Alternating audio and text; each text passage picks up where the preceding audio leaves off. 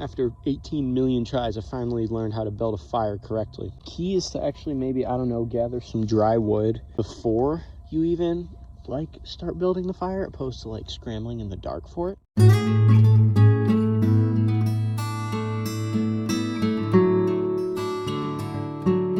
Well, hello everybody.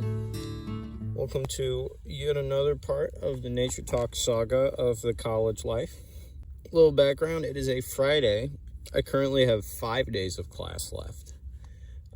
Monday, Tuesday, Wednesday, Thursday, Friday. Then I got 3 exams the next week, which I have to be there till Friday again. But really, I only have 10 more weekdays at college. And then comes the great adventure, and you'll get to see what that is.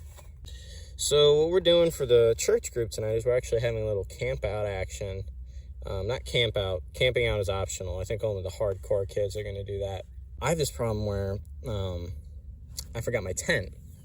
As in, I don't have it at college anymore because of reasons. I guess you only have so much room in your dorm. So I got up here early, cut a couple classes, all that good stuff, because, why not? End of the year. So I built myself a little shelter. Oh, that's my leg. Nasty. Yeah, a little shelter. It's not great. It needs to be a little more waterproof than it is right now because it's going to rain tomorrow and be like 35, 40 degrees. But I got my trusty, sleeping bag here. Got my water and my backpack. I got a lighter, so I'll kind of smoke up this whole place because then, the bugs hopefully will stay away. There's not a ton of bugs, but, still something.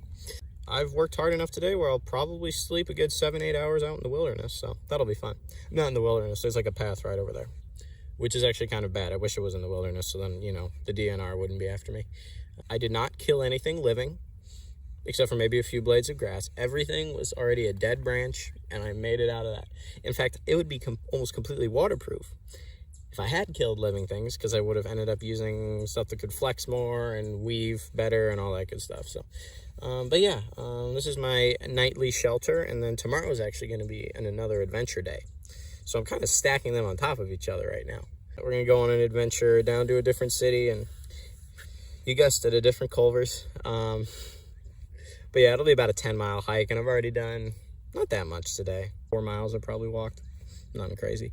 But then I'll have to hike up to the church group and then back when it's time to go to sleep. So kind of have to get back before it's dark now that I think about it. This could be bad. What are the chances that I just get completely lost in the dark? Pretty big, actually, now that I think about it. But, man, this is why people back in the day always got up with the sun and went down with the sun, because then they could see where they were going if they had to make it back home before it was dark. But they didn't have flashlights. They had lanterns on a good day, but especially if you just built, like, a settlement. Like, oh, where is it? I've been miles away. Gotta find it. And then you sleep on the ground because you didn't find it, which I really don't want to do that. Hey, bugs, don't like bugs. Should have brought bug spray, but we're doing it the old-fashioned way with the smoke. Yeah, I just wanted to check in with that, report this beautiful shelter. I spent the last hour and a half building, 2 hours. It should have taken, I could have done it in half an hour to 40 minutes, but I spent a lot of time cutting up a log that, I barely even used. Here's what I had to go with. Swiss Army knife. Not that. It was the saw. It was the saw on a Swiss Army knife, but it's, yay long. That long, right? So it's there's only so much dig you can get into a log like that size, right? And then you just got to snap it with your foot after a while. But I'll leave it at that. Maybe come in with some beautiful setting sun images, and if I build a fire, I'll probably document that too. So, yeah.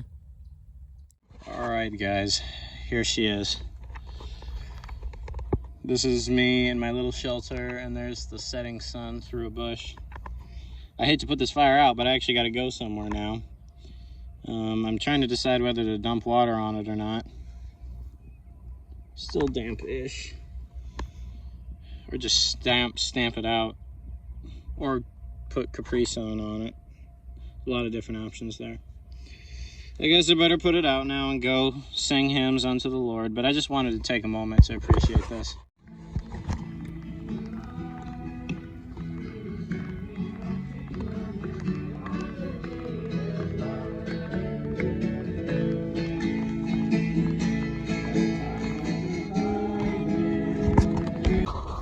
Hey everybody. All right, it's about 9:30.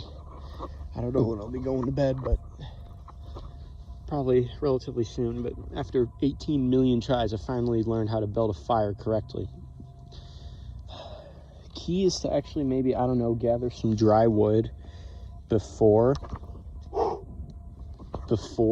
you even like start building the fire, opposed to like scrambling in the dark for it.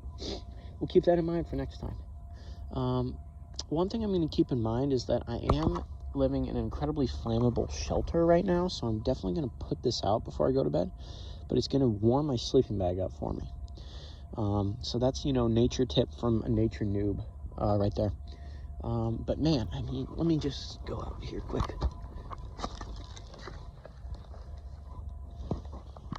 Like, I could be a homeless person and like love it, except for the food part. I'd have to figure out the food part, but I mean, I'm looking at the stars out on the big screen here. Don't copyright me. You know who you are. I mean, this is beautiful. I mean, it's not even majestic and like as good as it could be, but man, I fully expect to wake up in the middle of the night to an amazing thing. I'm just gonna look for a little wood here, but yeah, just wanted to check in and say, like, we built our fire. We're gonna set up the sleeping bag, start warming her up. Hopefully not burn down the forest, and then maybe put some plastic bags on the shelter because it's supposed to rain tomorrow morning, and I kind of want to wick at least some of that water off. So yeah, I'm also, my eyes and nose are streaming because I inhaled like 10 million pounds of smoke while trying to start that fire. So yeah, hopefully the DNR doesn't hunt me down and murder me for destroying natural land, which I didn't actually destroy anything. But yeah, unless anything else happens tonight, I'll see you in the morning after my very first wilderness escapade, even though there's literally a highway I can see from here. But, close. All right, night. I'll see you hopefully for a beautiful sunrise or something like that. Okay, good morning. But I'm a little chilly right now. Yeah, it's about 40-ish degrees out. Like 5:45 right now, something like that. Before had to get moving before I videoed anything because it's kind of cold for me right now. I'd just be like freezing my fur off. I don't have fur, but I disassembled my shelter over there. Just at first glance, no one will know, so hopefully the DNR won't hunt me down.